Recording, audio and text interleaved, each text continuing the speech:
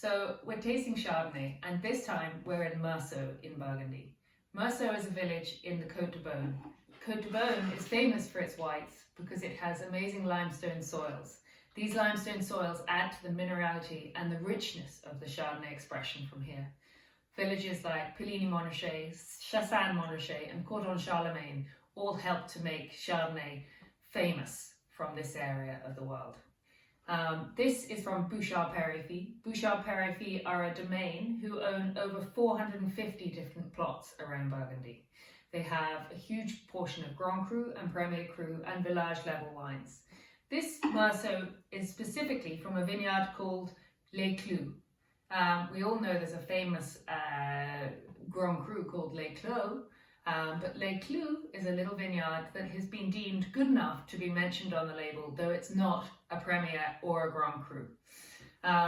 Bouchard own over half of this vineyard, which is over 8 hectares, and that's why they have become famous for their production of this wine, which is year on year a sound example of very, very good Meursault.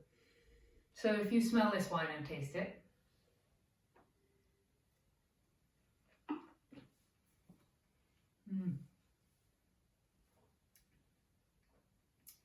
it just has a richness to it.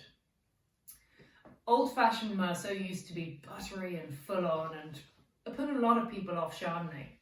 But now they've tightened it up and it's looking much more at that oatmeal minerality, which is lovely. I know they use about 15% of new oak on this wine for 10 to 12 months, and you get that sort of almond, almost marzipan note, which I think just adds another layer of complexity to it.